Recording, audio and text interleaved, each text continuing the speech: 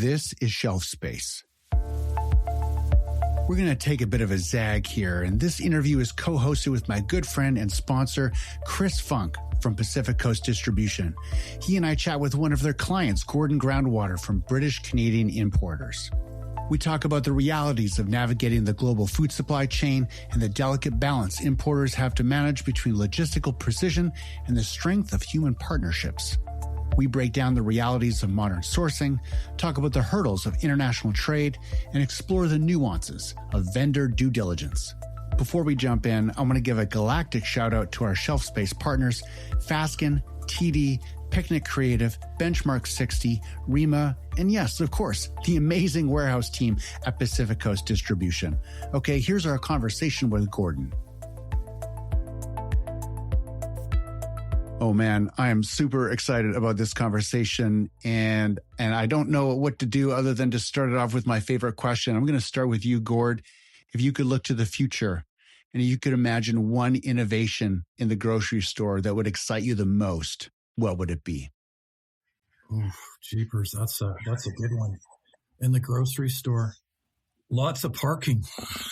Started off with an easy one. I love it. Parking. Forget what's in the grocery store. I need to park at the grocery store. Yeah, that's pretty critical. Maybe valet parking.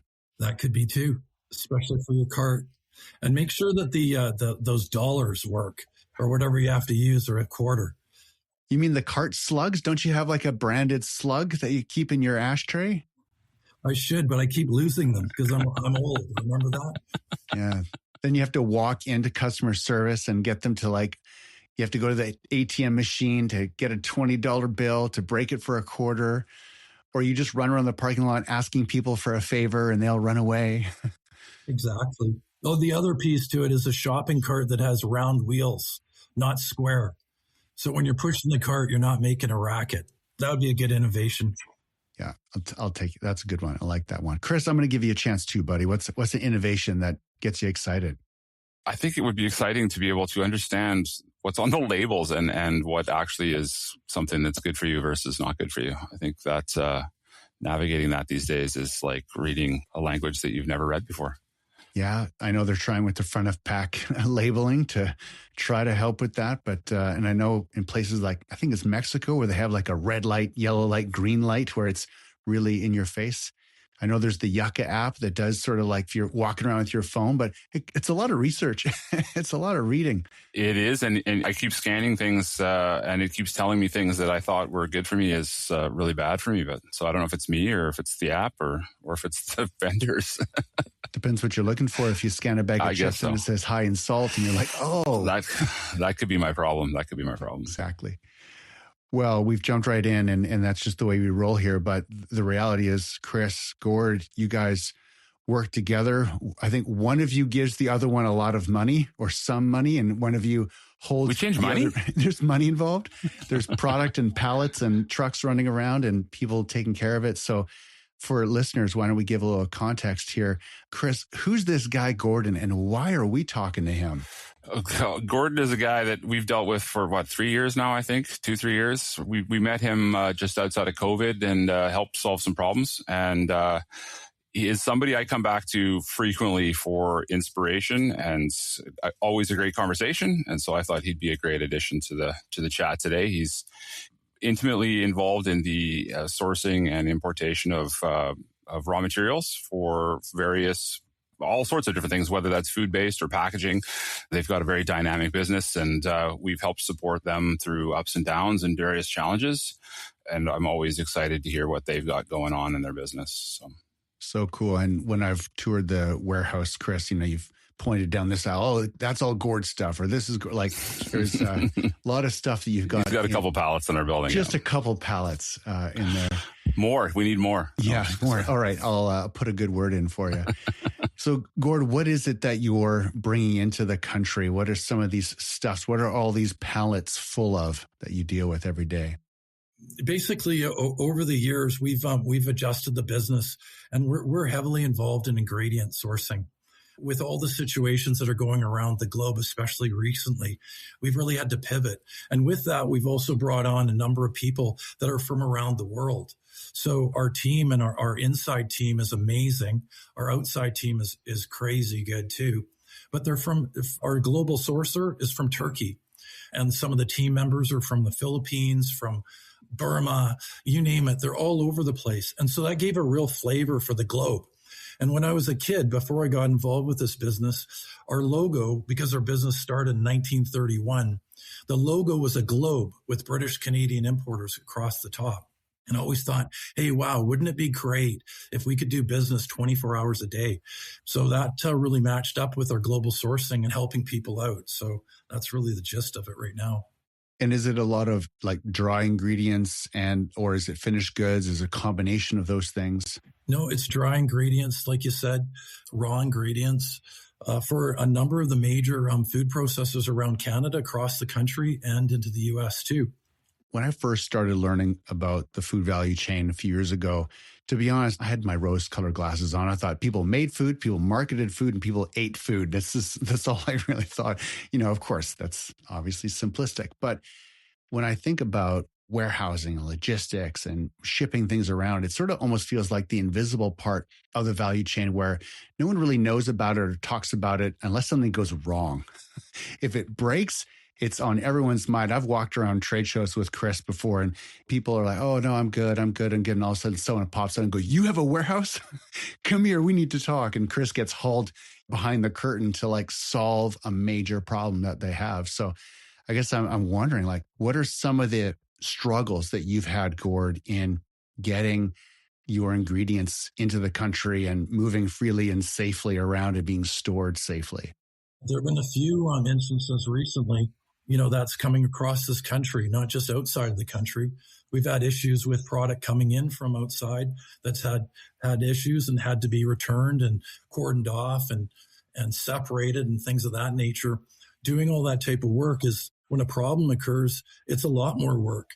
And so when you have someone that you can reach out to, be able to communicate, get advice and guidance. I've been doing this for 40 years.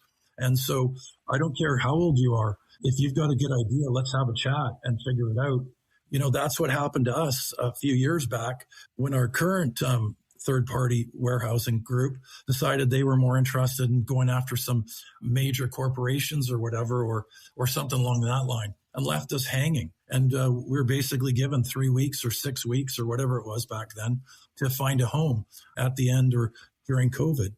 That's not a very comfortable feeling for a business that's long-term and basically relied on by a number of the major players in this region anyways to supply them. So fortunately, one of my teammates did the homework, did the sourcing, and was able to meet up with Chris and his group at PCD. And they were more than willing to help us. They were just a breath of fresh air, especially when you need help. You need to know you can count on someone. And I didn't forget that. I don't forget it. And so that's really, really, real important. That's what my dad taught me. And I've kept that going, and along with the third generation, our business with my guys too. That's very cool. And, you sound like a pretty experienced guy. Chris, how many times are you sitting across from a food founder who is far less experienced than Gordon, and they start asking you questions? You must wish they would ask better questions of you and your team, I bet. I don't know if there's such thing as a better question. I think it's just whatever the question is at any point. We've dealt with people that have the same amount of experience as Gord and certainly some that are brand new. Our angle has always been, you meet people where they're at and you try to answer the questions and try to find some way to support. And if that support isn't us, then we're pretty free to connect other people to other dynamics if it's going to value their business more. And I think at the end of the day, I think for us, it's about building the relationship and trying to find a way to add value to whatever somebody's got going on, whether that's today or if it's tomorrow, whether that's somebody's got 2 pallets or whether that's somebody's got 2,000 pallets. Everybody's got a need. And I think we're here to fill that as best as we can. I totally agree with that. Like I said, I've been doing this close to 40 years. My dad did 42. So there's a fair bit of history here in this food market. And really, if you're building up your credibility, you have to be consistent and persistent. And that means being reliable and being there for people. all the time. It doesn't matter what time. So you drop everything if someone's really having a problem. And that's what Chris does. And that's what we try to do too. So there's a number of very successful entrepreneurs on the left coast, I like to call it, the West Coast here, have grown from nothing to something major, whether it's Vega, whether it's Original Cakery, a number of them, whether it's Western Waffle or Sepp's Gourmet Foods of the past. These people started out as entrepreneurs. And when you're dealing with entrepreneurs, they like to get answers fast, and they like to know they can count on people, and they will support you to the end of the earth if you do the same for them. So that's really the secret sauce. I'm not a very bright guy, but I'll try to outwork you, and I'll try to be there for you all the time. We'll get back to the show in a moment. But first, I want to give a shout out to the fantastic team over at Pacific Coast Distribution. If you're a food or beverage manufacturer, you know how important it is to have your product safely stored and on the move exactly when and where you need it. For years now, Pacific Coast has been the only ambient storage and logistics team that I recommend. For real, I'm not just saying that because they're a sponsor. They are food grade certified and an authorized warehouse for beer, wine, and spirits. Whether you're looking for support for 5 pallets or 500 pallets, Ryan, Chris, Ruben, Shayne, and their Western Canadian team are the reliable and transparent partners that you're going to want on speed dial. With 2 primary warehouse locations in Langley and Calgary, they're dedicated to keeping grocery stores, liquor stores stocked on time and on budget. If you're looking to optimize your storage, then visit them at pacificcoast.ca. All right, let's get back to the show. The amount of blood, sweat, and tears that goes into any entrepreneurial venture is notable. And for those that know it, they know it well. And it certainly feels like this part of the value chain, there's a lot of tears. There can be a lot of tears. You know, things can go wrong. And one of the things that stood out to me that I didn't realize until I walked through Chris's warehouse was that sometimes food can get spoiled, or it can get, like, there's rodents, there's insects, there's heat and cold, and like all these variables. My head just explodes just thinking of all the things that can go wrong with one pallet of something that represents maybe $50,000 worth of ingredients. So I don't really have a question there other than maybe a little bit of awe, like everything's going to go wrong. How do you handle it? But so I guess my real question is, when things go sideways, how do you guys communicate? Chris, I'll put it to you. Like when something goes funky and you're like, okay, I have to email Gord something that I don't want to email or call him. What's that experience like when you know that something just has to be communicated and it's not easy? I mean, there's no real way to sugarcoat the dynamic that if something's gone sideways, the only option is to get ahead of it and be honest and clear as to what's happened and work on a path to mitigate. I'll harken back the 20 years or almost 20 years of hospitality. I mean, somebody's not getting their food and it's gone sideways because it got burnt in the pizza oven. I mean, ignoring it and waiting until another one gets cooked is a way of doing it, but it's also a way of getting somebody even angrier at you. And so working with the team, my piece is be honest and get ahead of it. Take your lumps if it's something that we've done wrong, and find a solution. Because as you note, I mean, thankfully the issues that you noted are not ones that we have to worry about in our building, or not the ones that we have to manage because we are proactive with them. But stuff happens, and it's whether it's one very expensive pallet or one very important shipment, or there's so many ways that things can go wrong in what we touch, and so much risk in terms of outcome that the only option you have is to just, my belief is the only option you have is just to deal with it. And I know that is not universal in the industry. There's a lot of lies that come out with and excuses and kind of ways for people to kind of skirt responsibility. But I think my experience has been it's better to take the lumps and get ahead of it and then be a trustworthy partner than it is to make some fanciful story, try to shift blame and then hide.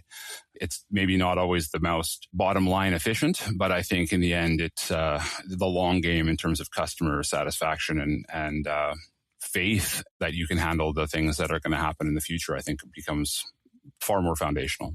Yeah. And for the record, I've been in your warehouse a few times and it's clean and gorgeous and organized. You did great. Sorry, I didn't mean to. Thank you.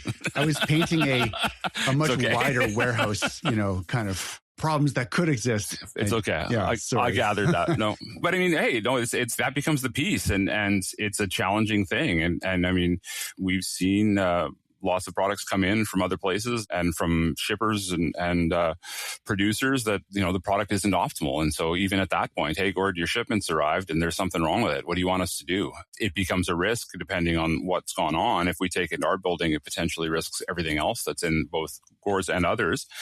And also the implication, if we say no to that, I mean, there's an implication on the other side. Does he have things covered on the other side? So it's important to be proactive and kind of tackle it right off the go. And hiding it only makes the problem worse because you can't hide the fact that the problem exists.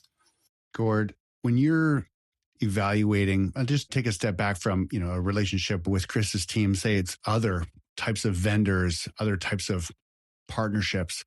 What are some of the things that you go through when you're kind of evaluating them as potential partners? I think first off, we want to make sure that they're a legitimate business and that their certifications in the food game, certifications are critical. I went to Shanghai with our global sourcer, Baki, there, and language was an issue. But all of a sudden, we came up with certifications and discussed those, and all of a sudden, we had the universal language.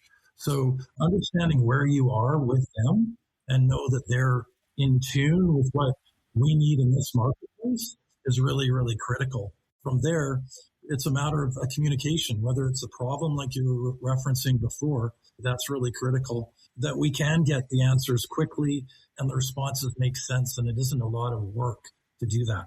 Once it becomes that, then you question whether they're really on it or not. Yeah, and a site visit is so important, isn't it? Just being able to see with your own eyes and meet some of the team and really get a sense of how a vendor is going to take care of you. And I think one of the things that I've seen in especially in emerging businesses where a lot of founders can't afford to fly here or do there, whatever, they have to be very efficient with their expenses. But it's one of the liabilities that they take on by not meeting vendors face to face and getting a sense of how this facility is and how this business is going to operate on their behalf. Exactly. That's why we're flying the globe. I kind of tease everybody that we're the Indiana Jones of food and we're trying to pathfind and do this. But it's part of the process, and people talk about process, and that's really critical, whether it's solving a problem or planning the future or doing whatever. It's following the process and sticking to your rules. And if you have, what I find interesting is we're just trying to be normal. People keep saying, oh, your service is so great. But you know what? I just feel like the standards are getting lower. I want to see the standards, at least at the door handle, but people put us at the top of the door.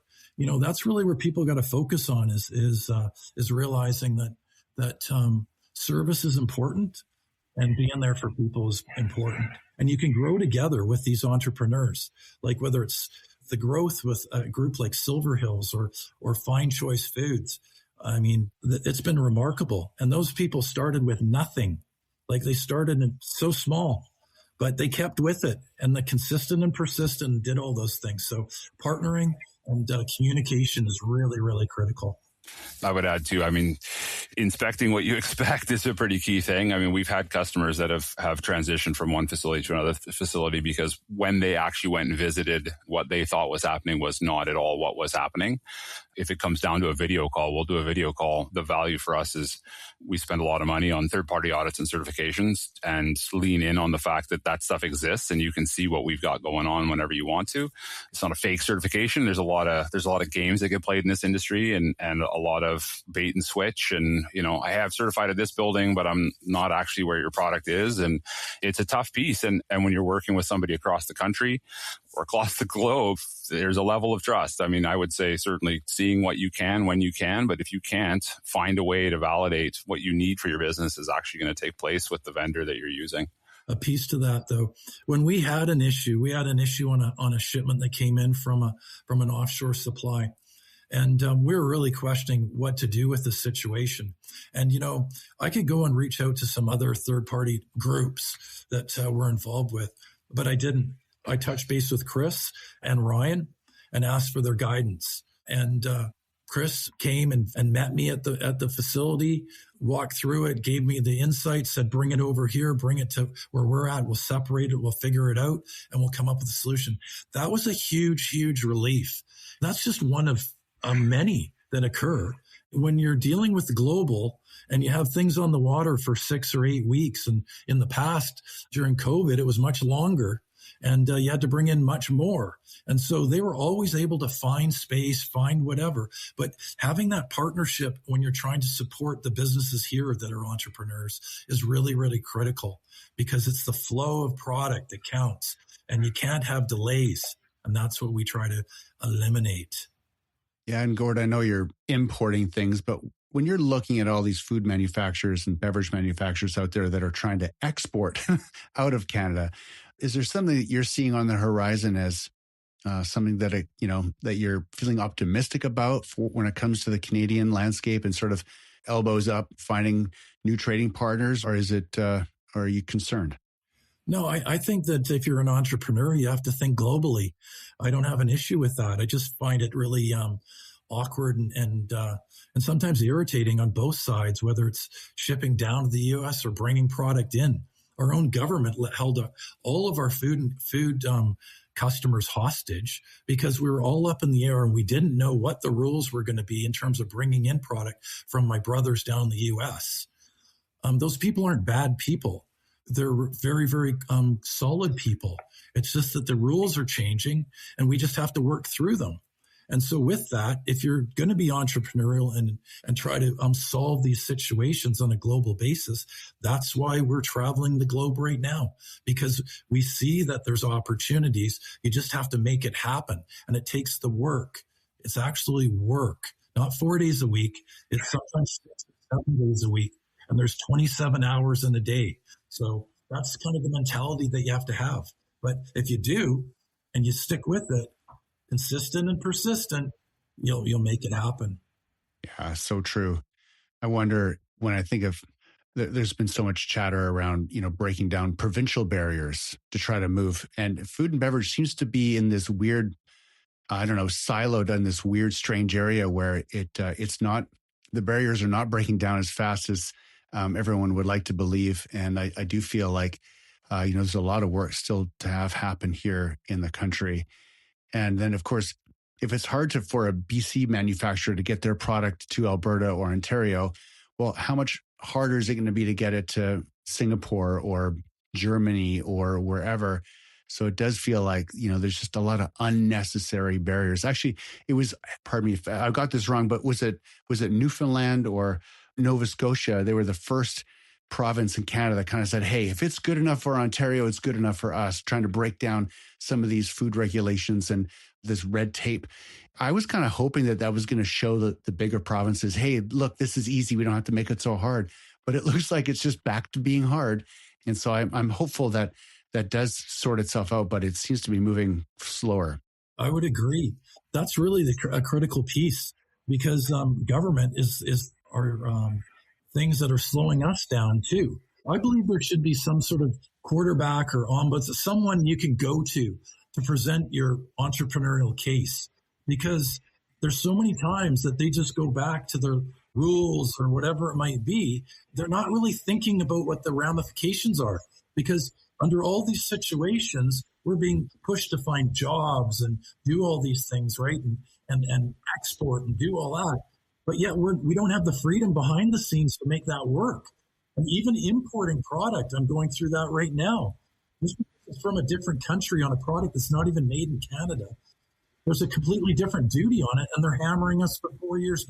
How does that occur? You can't do that for business that's trying to help develop a food and beverage industry. We've got to be cooperative and think like business, not like government.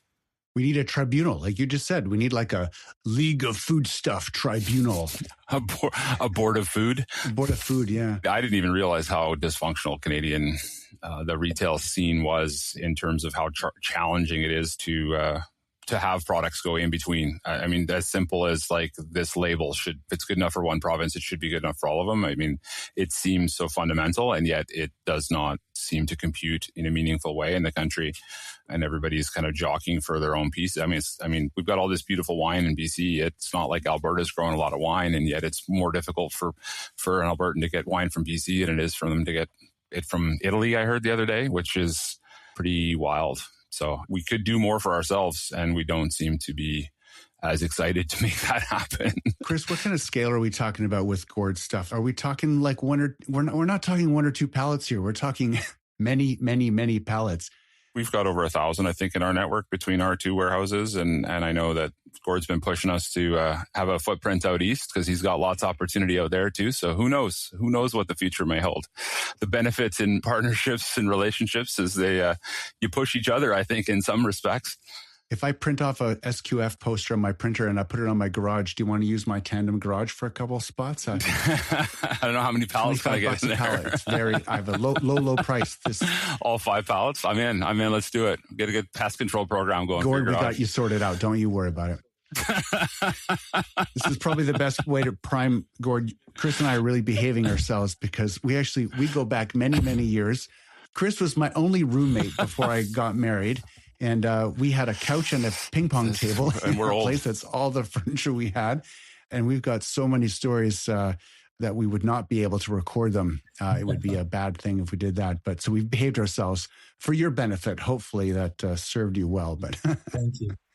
Gord, it's been great to meet you. Thank you for coming on Shelf Space and for taking us behind the scenes a little bit. I can't believe you move that much product and are doing that much stuff with Chris's team, but it's great to see you bring such great stuff into the country and working the way you do in the food space. It's really cool. Well, yeah, thank you. And we're really blessed to have the partners, both with distribution and with our customer base that have been very loyal to us, even through our ups and downs. So we're there for them and they're for us. So we appreciate it. And thanks for this opportunity. Awesome. Thanks, guys. Thanks for listening to this episode of Shelf Space. If you like what you hear, I would be eternally grateful for a 5-star rating and a quick share on social.